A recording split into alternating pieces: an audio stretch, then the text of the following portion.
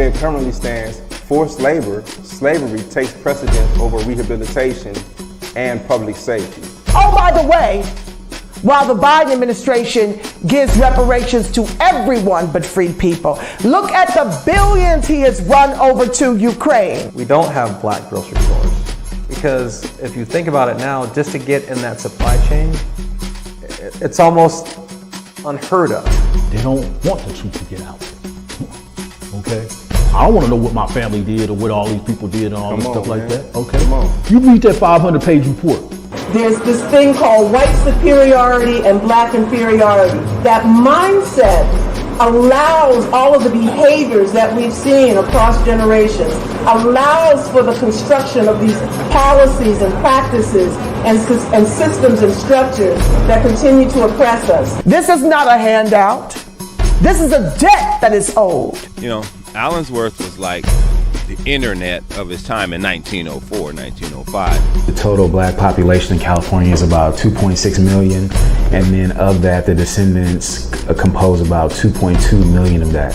So California, with a multi-billion-dollar surplus, can absolutely afford to satisfy the international terms for reparations, beginning with compensation. Any financial obstacle that exists that impedes the success of increasing financial prosperity needs to be dealt with and eliminated.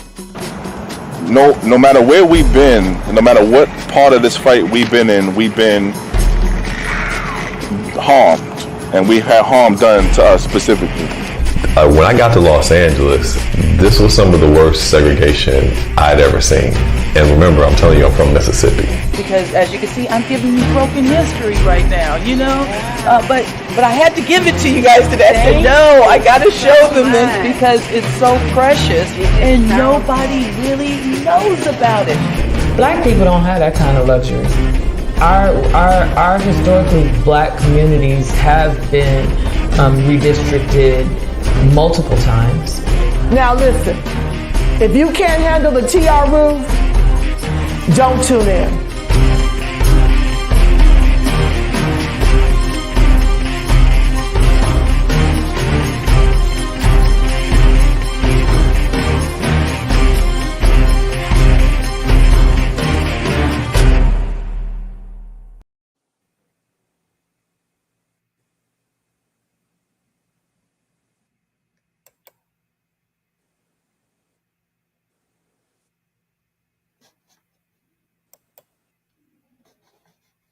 What's up, what's up, what's up?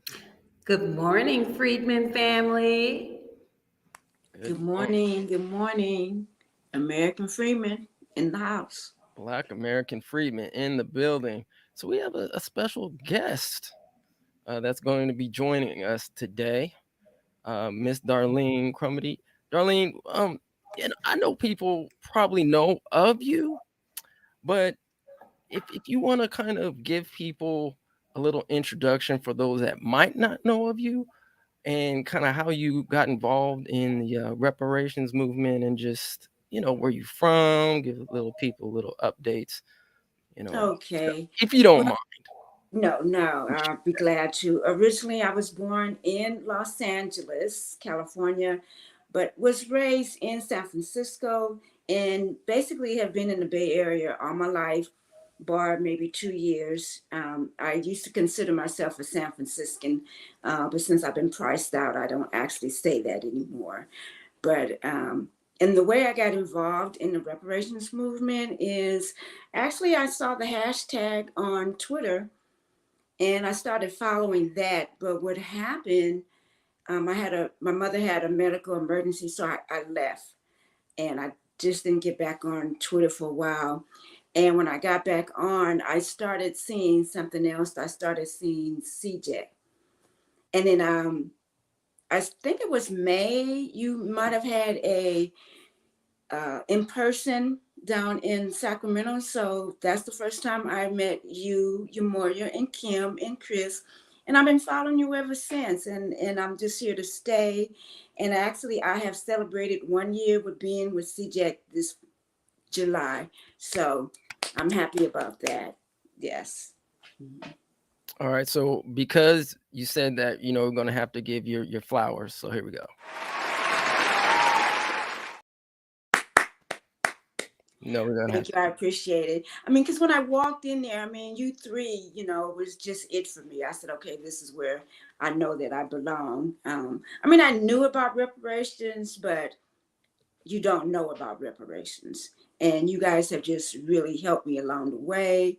And I appreciate that.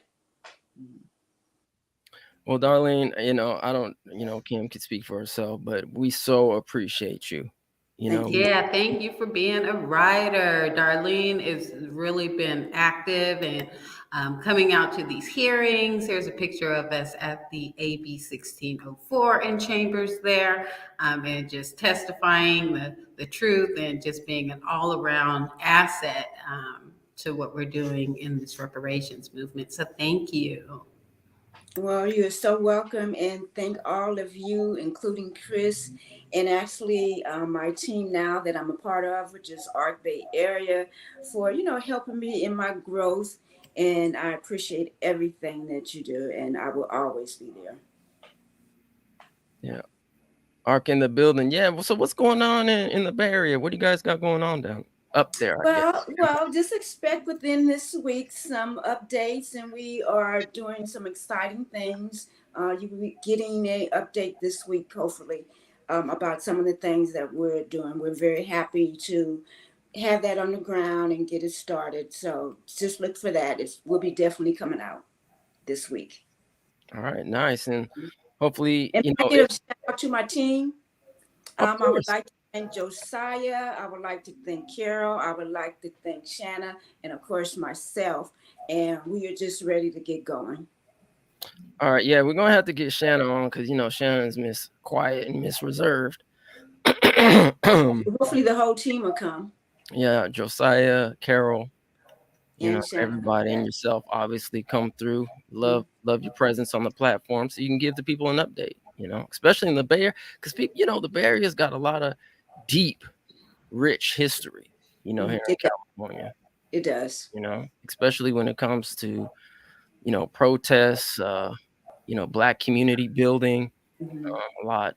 Obviously, we know about the Black Panthers, and so, but there's a lot more to learn about, San Francisco. Which, by the way, we are actually going to be telling a few stories within our reparations documentary that people may or may not know about. I'm not going to give it up here, so people got to watch the documentary. But it's going to be some good information. We're in the editing phase right now. We're still shooting a couple of scenes for the film. Got some great interviews, family.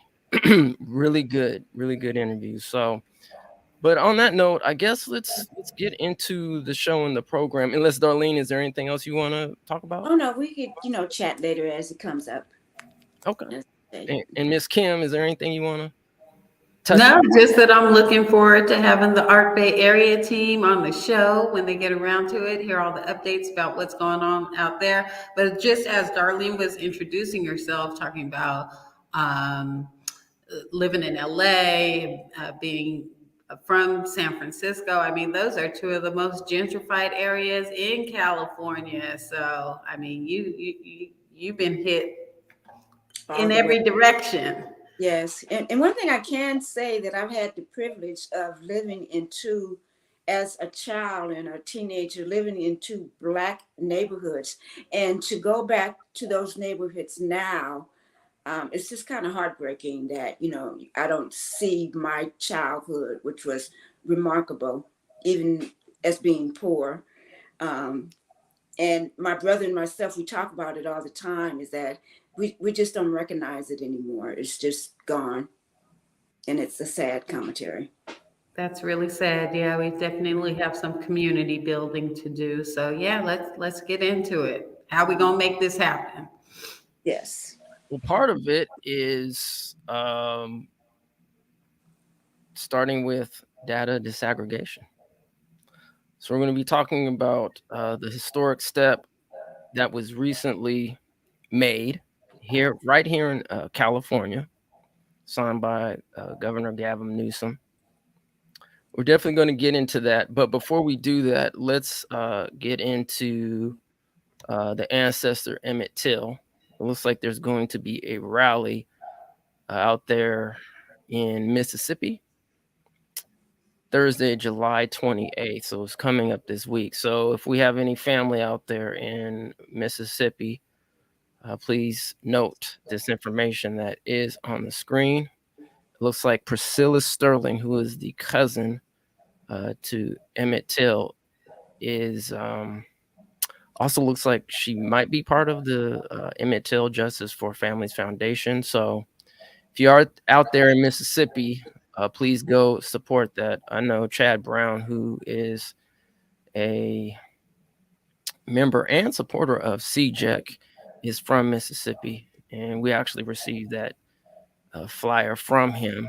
So yeah, family, if you are out in Mississippi, definitely go and support that.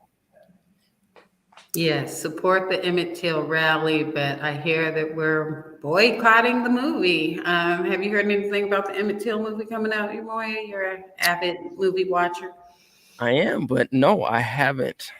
Oh, okay. Well, apparently, some tether is behind the writing and maybe producing. It's just one of those things where they have people other than us telling our stories. So just keep an eye out for that, family. All right. Do you want me to go ahead and take this one? Yeah, go ahead, get it started. Emmett Till's family says authorities are protecting the woman accused in his death. This article is written July 9th. Days after the discovery of an unserved warrant from 1955, advocates and relatives of Emmett Till say they are pressing authorities to arrest and charge the white woman who may be responsible for his murder and kidnapping. Priscilla Sterling, Till's cousin, urged Mississippi 4th Circuit Court District Attorney W. Dwayne Richardson during a news conference Thursday to issue the warrant for Carolyn Bryant Donham's arrest nearly 70 years after Till was kidnapped and killed. Richardson's office would be responsible for handling a potential prosecution if the warrant for Donham's arrest is served. I know that over a period of time, 67 years, nothing has been done as far as the warrant, Sterling told reporters.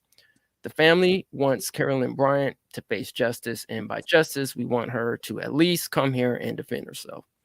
The family feels both the federal government, along with the state of Mississippi, are protecting Bryant because of authorities telling Richardson to not move forward on the warrant, Sterling told reporters. So what is really going on here in the state of Mississippi? ? She added.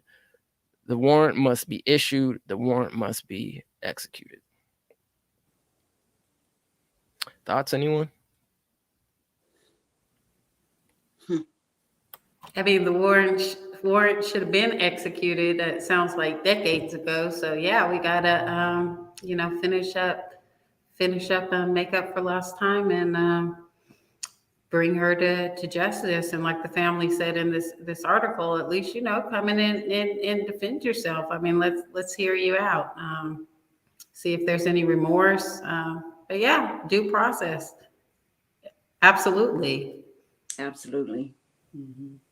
And as far as the movie, Kim, yes, I will be boycotting it. Okay. Yes. Mm-hmm. All right. And it looks like Reps here also has heard about the boycott. So let's just keep that spreading. And I mean, it's just, we got to show them at the box office that we don't appreciate them co-opting our history like that. That's the only way they're going to, I guess, stand up and take notice. Because I mean, it's one thing, to make some movie, some fantasy, some narrative, some type of movie, but to make a movie based on historical, Black trauma, they don't even know our pain like that. So I think that's just the height of disrespect. Okay. You know what? Now I had to recall my brain. Now I think I did hear about the movie now. I think I did. I just, sometimes I was like, I don't know. But I think now that I recall, I think I did hear about the movie. Yeah, I haven't seen any trailers or anything like that. I mean, because I don't think it might be being promoted. I mean, I just can't remember, but I did recall that they were shooting it. Now, who's involved with it? I mean, I probably just didn't. Obviously, I didn't pay attention to it because it wasn't on my radar like that.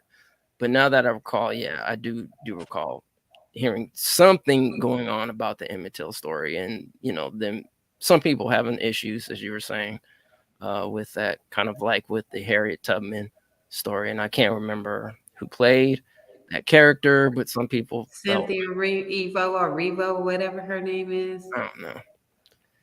You know better than I do. And the only reason I know is because she's being pushed on us. She's like being pushed on everybody like the next big thing. And it's like, yeah, no. Yeah, especially playing an ancestor, an iconic ancestor like, our great Harriet Tubman.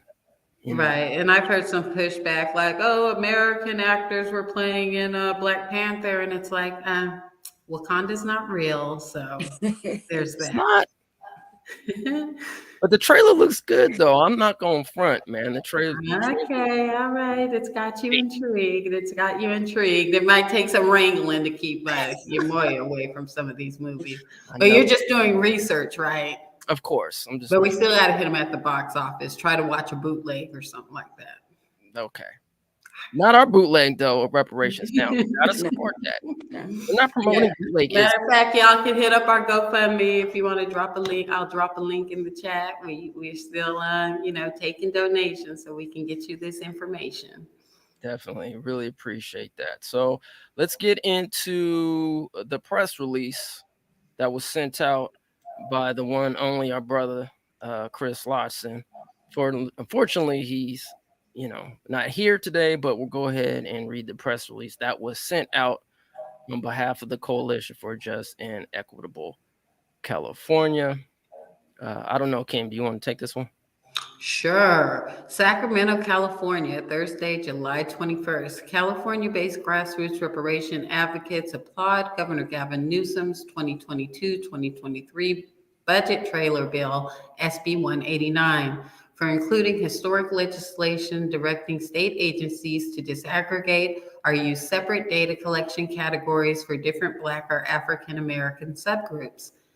This first in the nation legislation, authored by the Coalition for a Just and Equitable California, CJEC, and championed by California State Assembly member Chris Holden, represents a historic and transformational leap towards for California residents and American descendant from progeny of the nearly 4 million African Americans enslaved in the United States who were designated the political status of American freedmen after emancipation. For the first time in California and American history, a specific category of data collection will be required for African Americans who are descendants of persons enslaved in the United States and living in California, starting with the state's 2.5 million employees. For the first time since Reconstruction, the political status of American freedmen is being recognized by the state of California. CJEC credits this historic step forward to the work of local and national reparationists. And we would also like to thank Duke University economist and leading reparations scholar, Dr. William Darity Jr., for providing an essential foundation for Black African American data disaggregation, first seen in the 2016 The Color of Wealth in Los Angeles report. Not only will this historic legislation provide critical and timely information to California's Reparations Task Force, which recently affirmed lineage-based eligibility for California reparations, this legislation begins the process of recognizing the identity and peoplehood of African Americans, American freedmen in California whose ancestors came to America in chains, were enslaved for hundreds of years, suffered Jim Crow, and yet managed to build the most powerful and wealthiest country in the world. In addition to this legislation, is a model for states and localities across the country seeking to take serious steps towards repairing the damage done to the identities and livelihoods of African Americans, American freedmen for over 400 years. All right. Let's jump right into it. So we're gonna get in now. We're not gonna say anything, but we want to guess or have people in the comments. We're gonna read this bill SB 189, and then we're gonna read the original language, which was put in AB 1604. We're gonna read those two, and we want to see if anybody in the comments knows what was added. All right. So I guess let's start. I'll read SB 189, I guess, Cam, and if you want to read 1604 and just kind of summarize, because I know there's some parts that are pretty long in there, but we're going to go ahead and start. So, oh, you know what? I'm gonna go ahead, and after I read SB 189, we're gonna go ahead and put that link in the description. If y'all want to read it when you guys want, go ahead. It's a pretty lengthy bill if you want to read the whole thing, but we're just going to go over and highlight the sections that are related to Black folk. So existing law requires the controller to, among other duties, establish and maintain a parole of all persons employed by every state agency except the University of California. Existing law, the State Civil Service Act, regulates employment with the state and vests in the Department of Human Resources all powers, duties, and authority necessary to operate the state civil service system. Existing law requires any state agency, board, or commission that directly or by contract collects demographic data as to the ancestry or ethnic origin of Californians to use separate collection categories and tabulations for major Asians and Pacific Island groups as specified. This bill would, commencing January 1st, 2024, require the State Controller's Office, to the extent the office has completed the functionality necessary in the Department of Human Resources when collecting demographic data as to the ancestry or ethnic origin of Californians hired into state employment, to use additional collection categories and tabulations for specified Black or African American groups. The bill would require inclusion of the data in the annual census of employees in state civil service report published or released on or after January 1st, 2025. Later in the bill, it goes talks about more specific language in section 14, section 8310.6, added to the government code. It reads, on or after January 1st, 2024, the State Controller's Office, to the extent the State Controller's Office has completed the functionality necessary in the Department of Human Resources when collecting demographic data as to the ancestry or ethnic origin of persons hired into the state employment, shall include the following additional collection categories and tabulations for Black or African American groups, including but not limited to all the following. With African Americans who are descendants of persons who were enslaved in the United States, to Blacks who are not descendants of persons who were enslaved in the United States, including but not limited to African Blacks, Caribbean Blacks, and or other Blacks. 3, unknown or choose not to identify. So it looks like there's going to be 3 options within this data collection. B, the data collected pursuant to the collection categories and tabulations described in subdivision A shall be included in the annual census of employees in state civil service report published or released on or after January 1st, 2025. The data shall be made available to the public in accordance with state and federal law, except for personally identifiable information, which shall be deemed confidential. For the purposes of this section,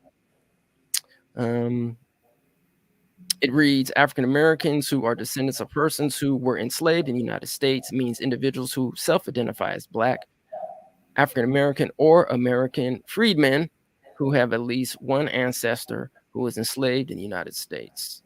And then it goes on to describe African Blacks means individuals who self-identify as Black and who either immigrated directly from Africa to the United States or who are descendants of such a person and who have no ancestors who were enslaved in the United States.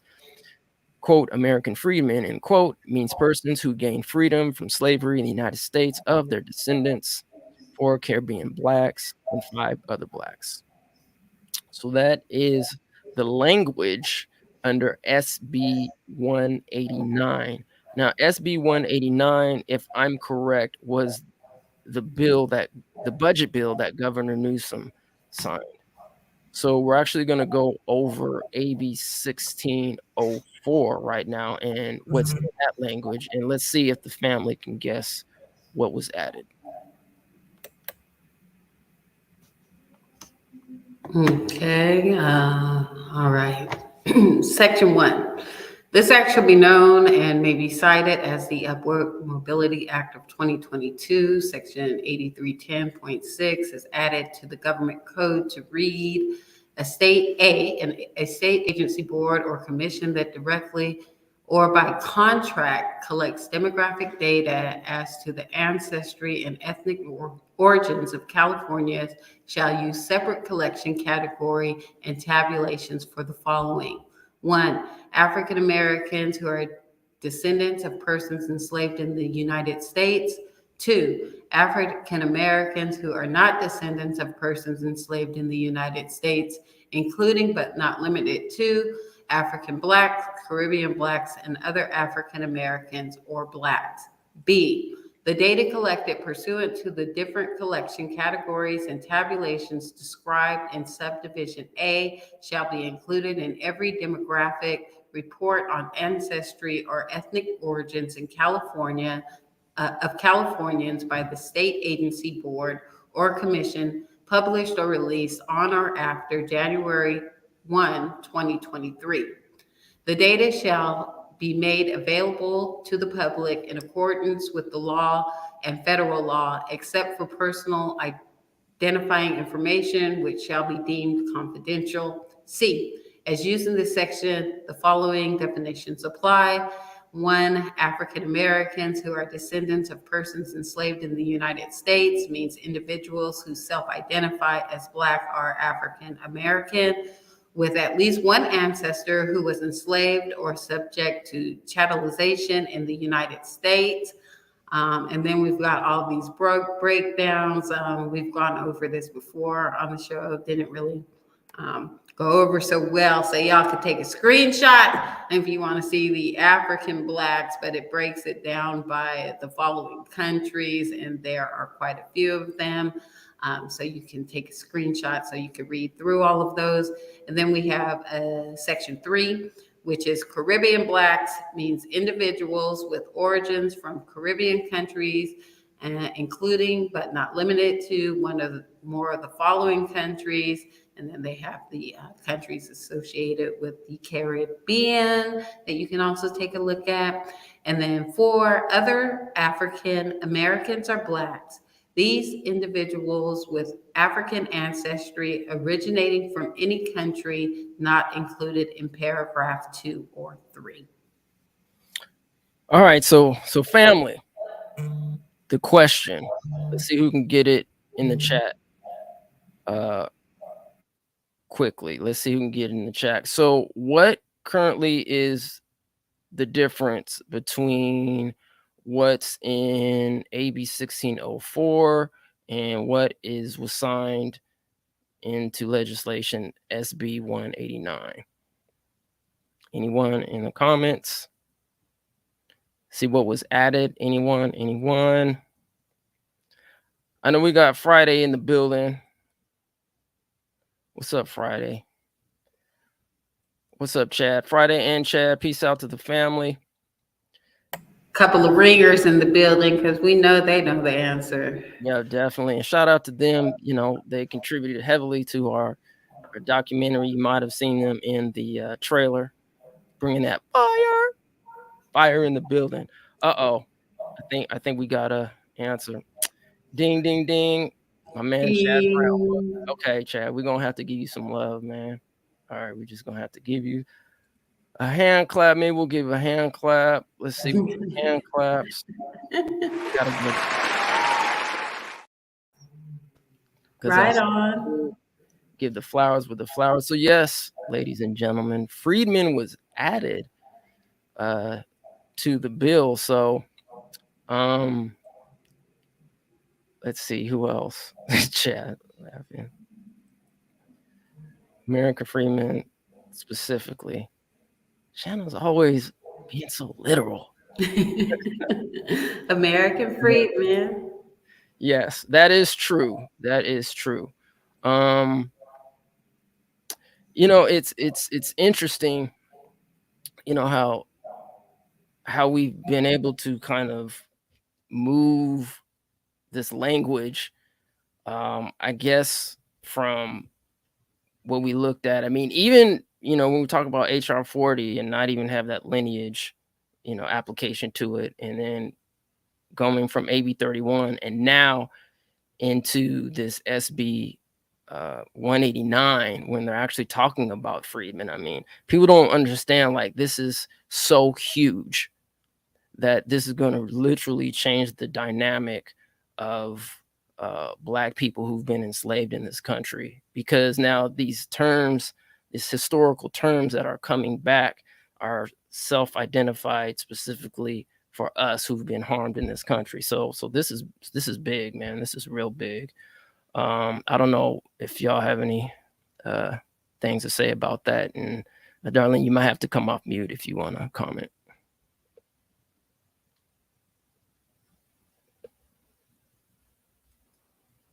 Oh yeah, you're off mute now, Darlene. Okay. Well, I'm very happy the language was in there. I woke up this morning and edited my Twitter account. So I am listed as an American Freeman. I'm very proud of the work that we've done. I'm just elated, that's all really I can say. And I just want to start, when I approach people, is actually using that language so they can get used to it. And that's one of the goals I'm going to start doing ASAP. So I'm, like I said, my Twitter now has it on there, and I'm just so elated for the change. And that's it. Mm-hmm. Yeah, that's big.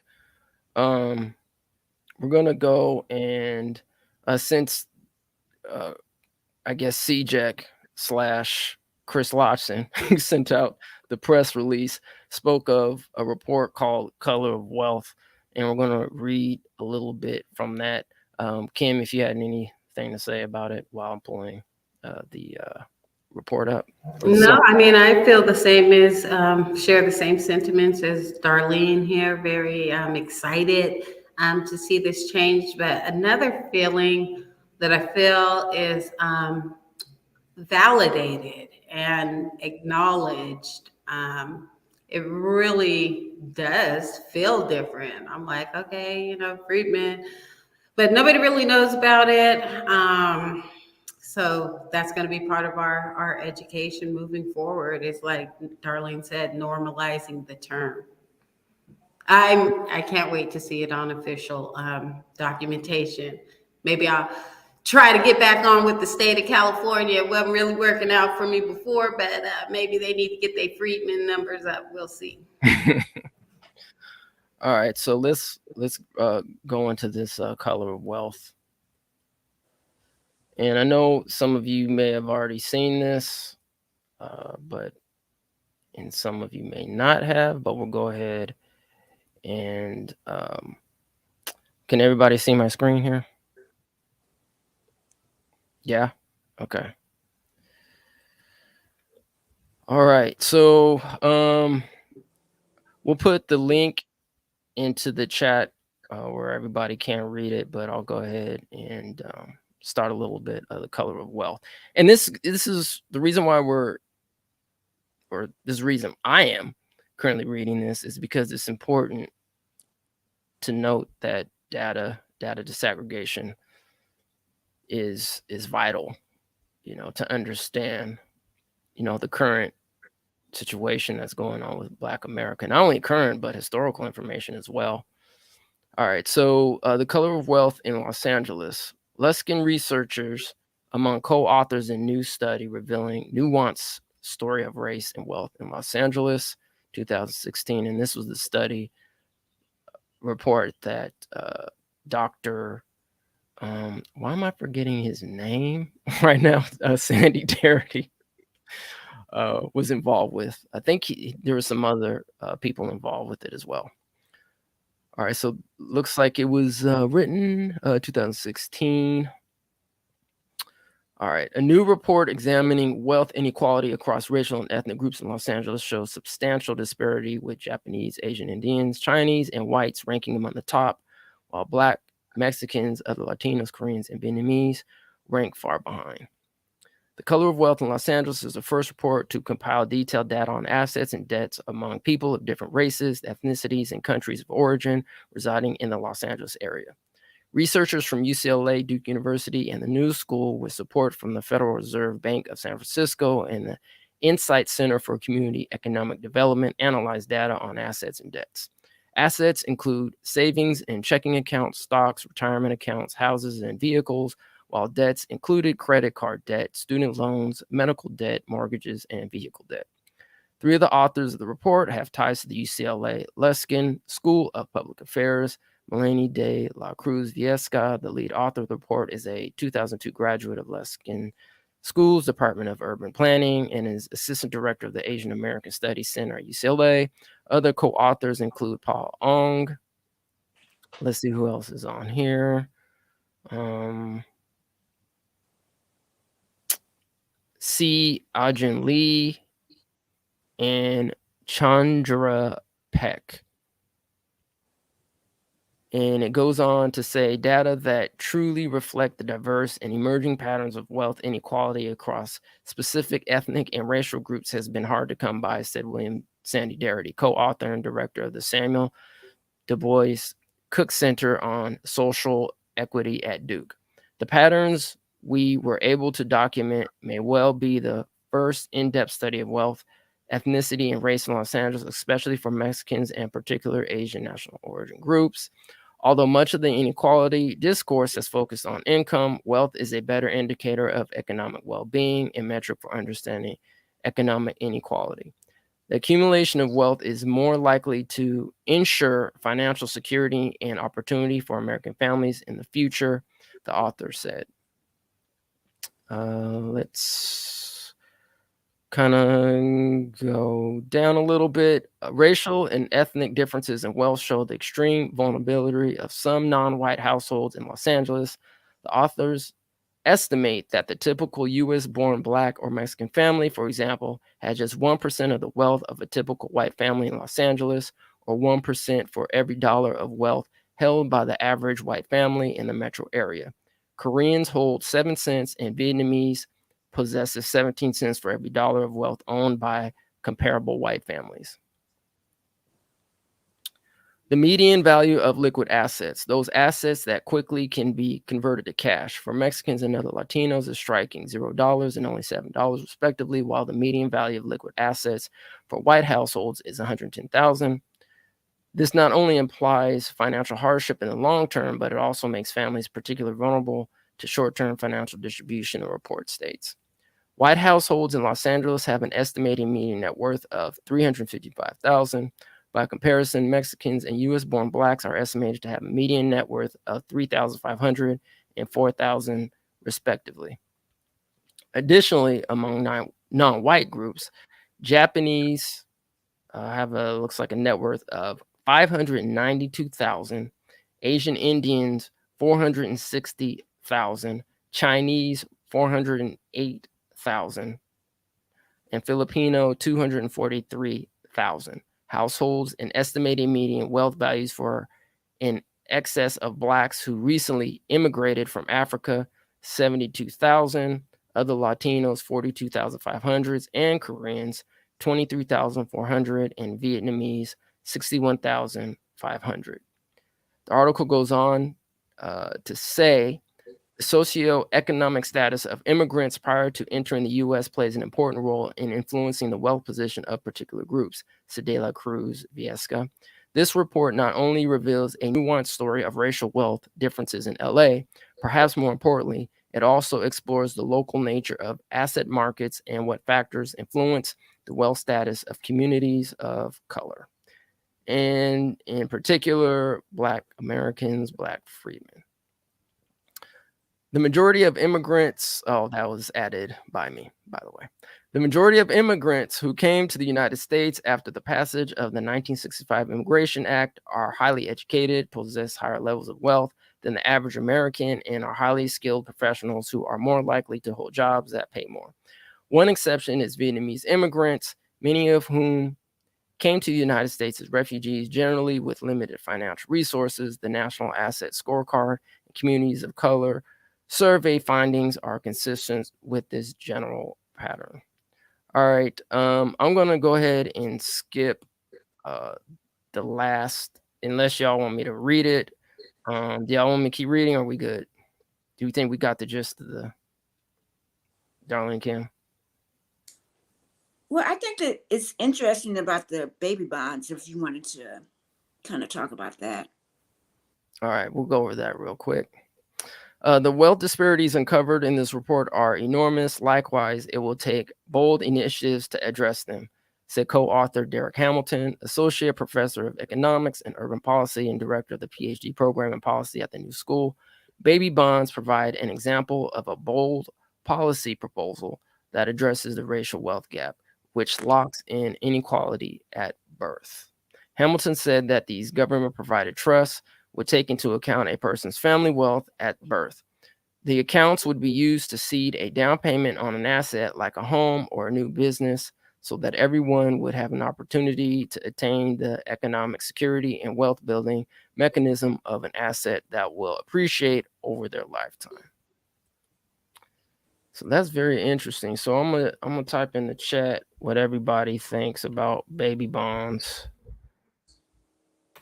I mean, baby bonds are fine, but first there's this reparations debt that needs to be addressed and taken care of. We need to get the ball started rolling on that before investing into these socialist programs, in my opinion, because it is a debt.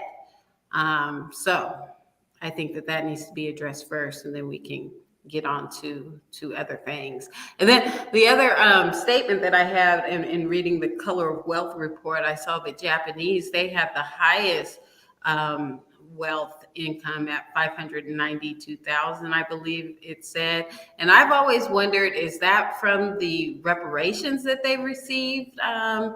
Were they able to, flip that 20K and just keep it going, or how was all their wealth amassed? Or was it their countrymen helping them, sending them money? What are your thoughts on that? Yeah, that's a great question. I mean, maybe that's something, I guess maybe Don Tamaki, who is a task force member, California Reparations Task Force member, can answer. I mean, I don't know if we've ever asked him that, or if anybody's ever asked him that, or anybody in the Japanese community. I don't know. I do not know that answer, but that is a great question. I don't know. Does anybody else in the chat know why? If you guys have an idea, definitely let us know. But yeah, maybe we can further investigate, because I don't know. All right, so let's move on. I mean, what do you think about the baby bonds, Darlene? Well, I totally agree with Kim. We have to have our reparations first, and then we'll be on a better playing level field. But reparations has to come first. But the idea of a baby bond after reparations, I could agree with. Okay. Yes. But reparations now first. Reparations now for sure. Well, that was, I mean, pretty much it. I think, Kim, was there anything? Oh, wait a minute. We got to play this video real quick. Forgot to play it. There's some tweets that were, I guess, retweeted or tweeted after the release, the publicity release from CJEX. So let's go play this video real quick, and we'll be right back.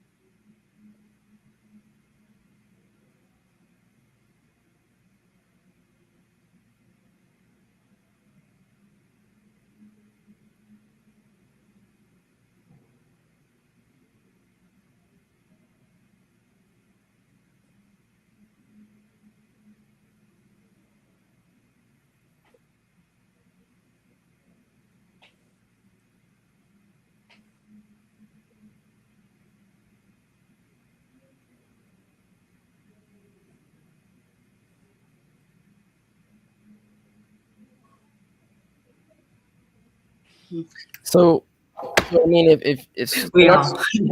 if it was kind of hard to see, I'll just kind of summarize. So most of them, most of the tweets were positive, and everybody's like, yeah. But there was one tweet in there that was kind of interesting. If we want to talk about The one about the databases, I saw something about another database. Be careful what you wish for. yeah, that one, and also the idea that is going to be of a study on top of another study of a top of another study on top of another study. You're going to study some more of the studies, which was interesting. What do y'all think about that? Do you think we're just doing too much studying and not, action? I mean, that's been a question. Like, why do we need to keep studying this? Why do we need to keep finding out this data? Why do we need to keep finding this information? It seems like, I'm not saying this, but I've heard, others say like, well, there's, the Native Americans that have gotten stuff. There's the Asian community that got stuff. Why for Black people? Why do we need to keep having these, task force and, this data disaggregation? We already know the harms. Why can't we just get it? So I don't know, fam, out in the chat.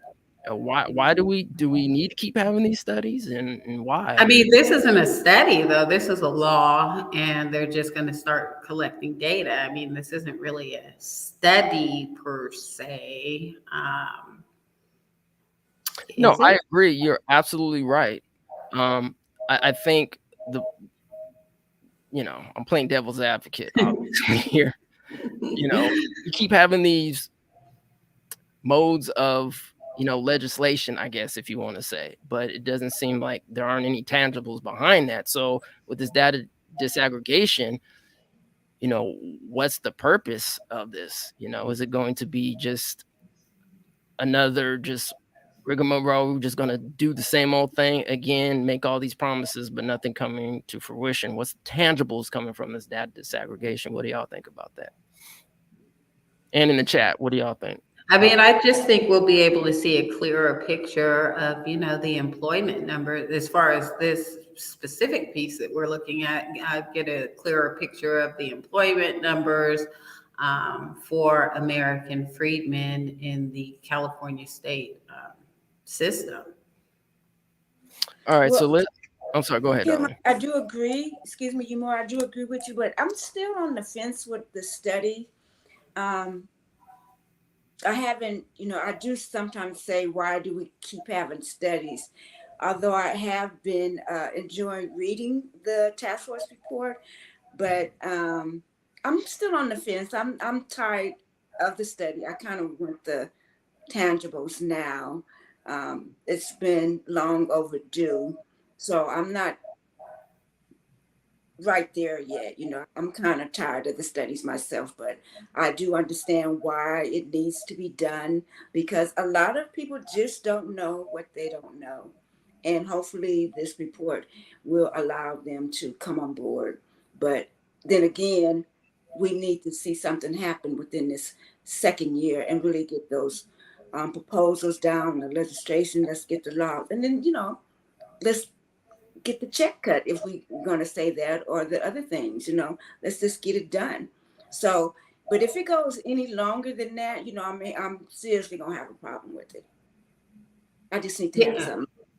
Yeah. If we're talking about AB 3121, and I've said this before, is just because our situation, our history is so complex, and I didn't really have a problem with the study for California, and being able to use it as a blueprint for other places, including the federal level reparations. Now that we've got this 500-page report, so I do think that this study was valuable. But now that we've got it, we just hand it over to the feds, hand it over to whoever needed. Say just go through, check these boxes. We know y'all guilty of the same things they was guilty of in California. If you guys have some additional transgressions that you need to add, it shouldn't take years and years of study now that they've got this comprehensive blueprint.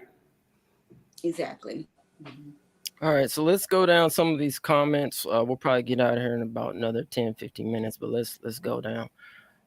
Chad, one thing Japanese community has not suffered same economic deprivation that we have. They had access to full citizenship post 88 and allowed to build their communities, businesses. Okay. See, Chad, what, bro? Come on, man. Why do you keep? See, I got to do it, bro. See, you just.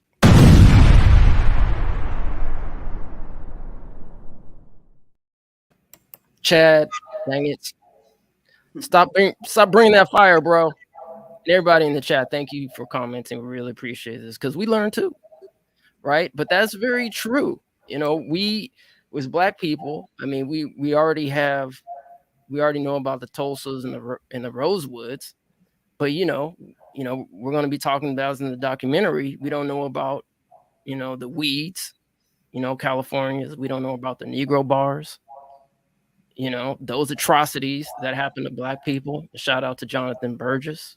We don't know about the Colomas. So, and all across the country, there's a lot of things that we don't know that, Black people were harmed specifically, right? And we keep being harmed, right? So we definitely need some protections in that reparations proposal as well.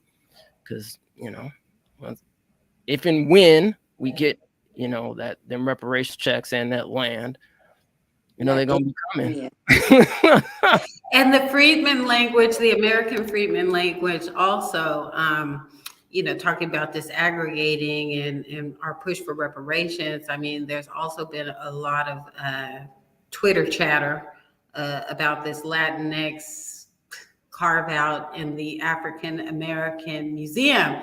So is Freedmen going to stop us from all this shoehorning into our history? Because we had a lot of pushback with people saying, hey, Afro-Latino is also Black. I mean, once we have Freedmen, is that going to put a stop to all of that? I mean, I feel it is. I mean, because, okay, you Black, you not American Freedmen. Are you Black Latino? What do you guys think of that? Even having a carve out of Latinx history in an African American museum. Is that necessary? See, I'm gonna let you go, Darlene. I'll let you go first, and then I'll. Well, no, it's not necessary because if it was the reverse, they would not allow us in their museum.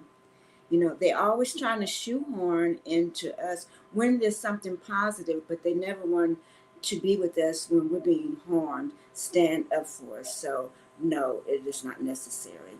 Have your own. Well, yeah,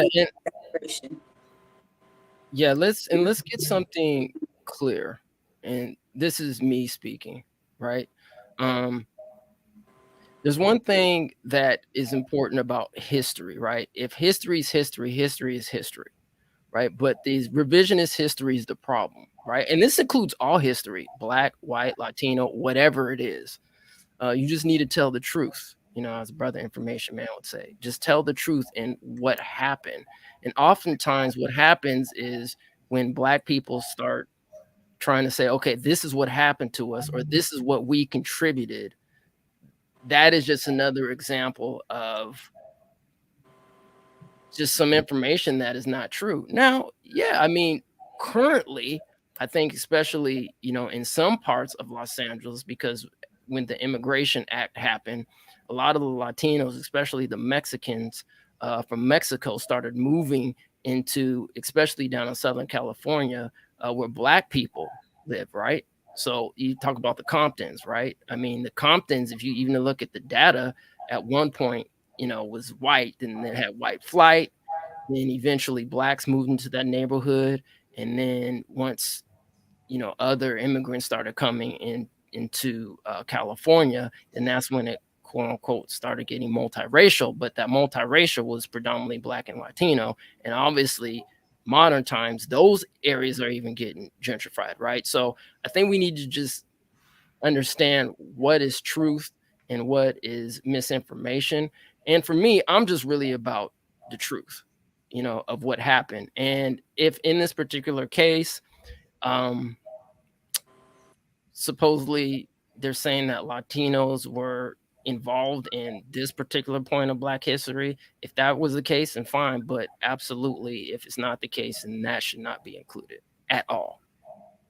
So that's just my opinion. I want to go over some more of these comments here. Shout out to Friday. What up, Friday? Data today is literally the most traded commodity on the planet. Bump, ba-dum, bump. Facts. You know what? Data is king. Data is king.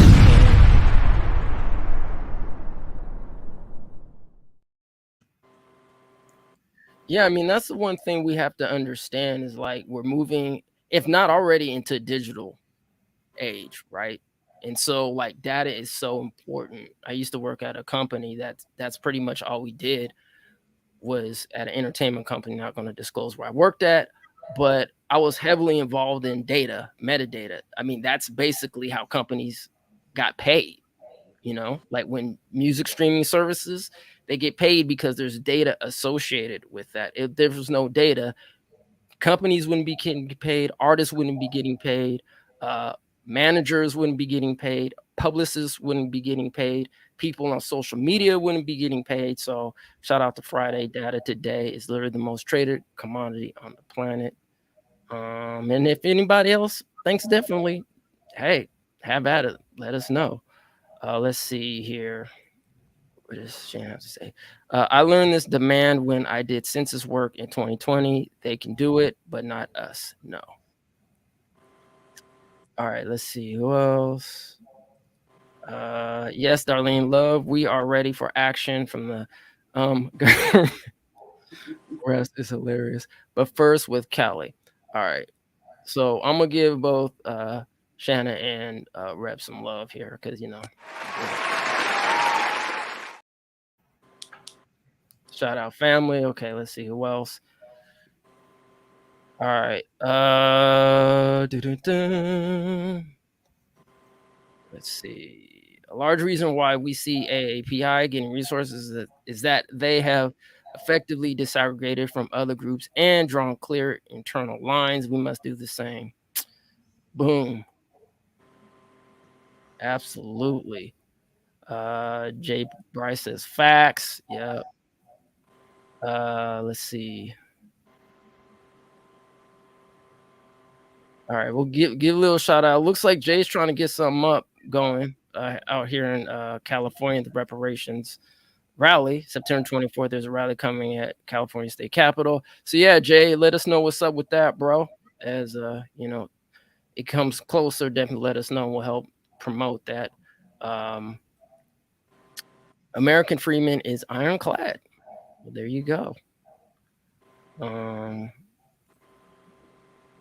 Root Tracker says, "Oh no, don't know what that means, but okay, maybe that was a comment to somebody else." Shanna, it makes no sense. Do others have a exhibit at the Jewish Museum? Dun-dun-dun. Interesting point. It could be argued that they are also Taino spelling and could go into the Indian Museum by that argument. Interesting. Do you think the Indian Museum would give them pushback, trying to shoehorn in on their situation? Possibly.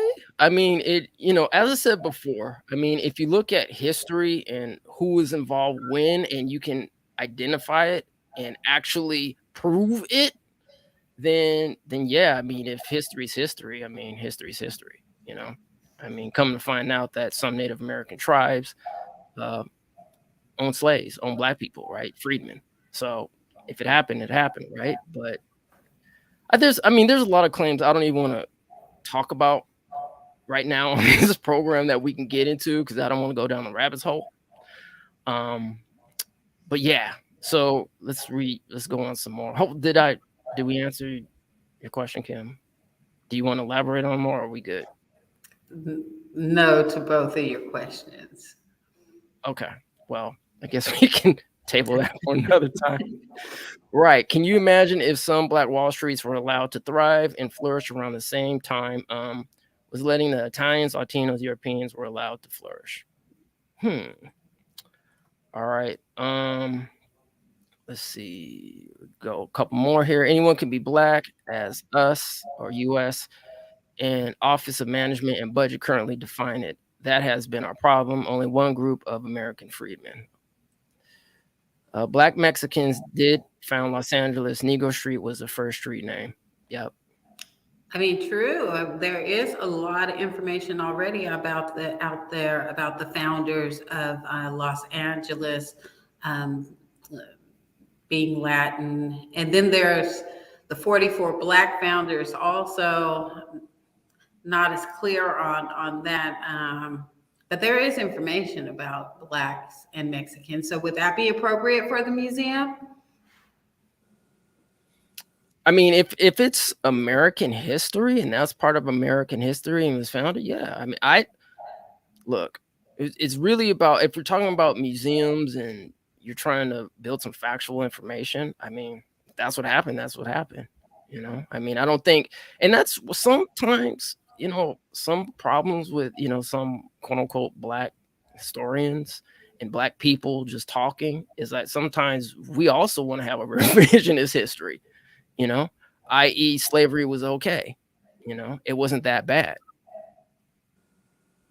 Now I don't know if that's due to trauma or that's due to denial or something. That I'm just giving you an example. And some people, you know, want to do revisionist history as well, some other things that we may not have been involved in. But yeah, I mean, I don't know if anybody else might have an issue with that. But yeah, I mean, if it's historically fact, I mean, it's fact, you know, what happened. All right, cool. You guys got the permit. Dope. Cool. Shout out to Jay. Let's see here. As quickly as they denied Senator Warren, heck yes, there would be pushback. Friday, what do you mean? Do y'all understand that? I mean, The Pocahontas comment when he called her Pocahontas, said she was Indian, and the Indian said, nah, nah, that she was. She is not. She's $5 Indian. It's a $5. Okay. Yeah, and you know that's gonna happen. I mean, it's already happening right now with American Freedmen. You know, there's gonna be some $5 out there, $5 hollers. I'm gonna try to get it. You know. But Chad says we ironclad, so we should be able to. You know, block it out. Throw it in bows. Bows. All right. Let's see what else. All right, that is American history. We got a little smile. Okay. Yeah, family. Well, I think we're gonna wrap it up now. So we appreciate everyone's time and energy and focus on this. If you are American Freedmen, thank you for joining. If you're not American Freedmen, thank you for joining as well. We appreciate you and everything that you contribute, not only to this platform, but to the plight of Black people and justice here in America. And so forth. Darlene, Kim, is there anything else y'all want to talk about before we head on out? No, I mean, I think that's it. I think we should just, you know, really, you know, take this in, what we've done, what we've accomplished. This is definitely a first. And I'm still, you know, kind of pinch myself. Is this really real? But great job, everybody. Let's keep it going. Great job. Oh, Darlene, before we go, do you want to? You did some canvassing in Oakland. Do you want to tell the family about that experience? You and Carol, right? You and Yeah, Carol, myself and Carol, and unfortunately, Josiah and Shanna was not able to join us. They were missed, and it was the Oakland Arts and Music Festival in Oakland. It was tons of people, and as I said earlier, Carol and I wasn't even together until the very end. It was just so many people there. It was great telling them and talking to them about reparations, about the task force, about the documentary that's coming out. They were very receptive. I only had one no thank you through the whole day. And I was able to talk to people. And I was invited back next on the 5th to Joyce Gordon's Foundation for Youth in Oakland. But and talking to her, but by the time I got home, I realized I couldn't attend. But like I said, she wants to be able to screen the Reparations Now documentary when it comes out. She took a bunch of your flyers and left them and took them to her center, so that was a plus. And it was just a great day. And one of the things was a highlight for me. I was talking to a gentleman, and he was a 80-year-old Black American Freedman Vietnam vet. I have never met a Vietnam vet, and to meet him was just a plus. He didn't, of course, he didn't talk about the war as much, but he did, just gave me a little insight what it felt like when he came back. He didn't go into details, but other than that, it was just a great day, and it served its purpose.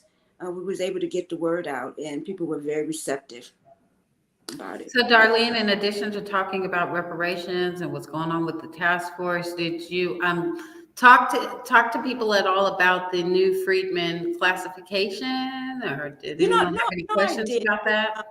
No, I didn't. I don't think I had it on my tongue as far as being able to say it yet. No, I didn't. I just kind of got the word of the task force and the documentary out. That didn't actually come up in, but like I had said, that I wanted to start normalizing it first and being able to talk about it. And the first thing I'm going to do is I'm going to talk to my family about it and get them to try to use the word and just kind of put it in my everyday language, so to kind of flow off the tip. Like I said, I changed my Twitter this morning, so I was happy about that. So yeah, I will be speaking on it as more and more as it goes on, just so I can get used to saying it. Mm-hmm. Yes.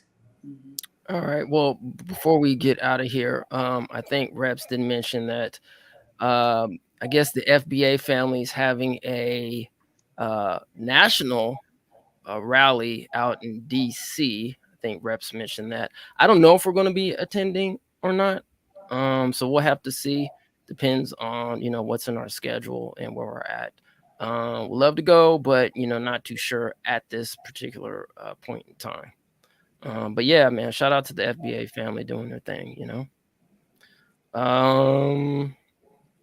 So yeah, I think outside of that, Darlene and Kim, if there's anything else, I think we should probably get out of here and have just let everybody go. Thank you.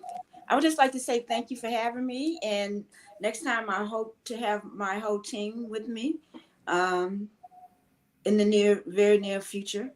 So shout out to Josiah again, Shanna, and Carol. So next time, all four of us hopefully will be here.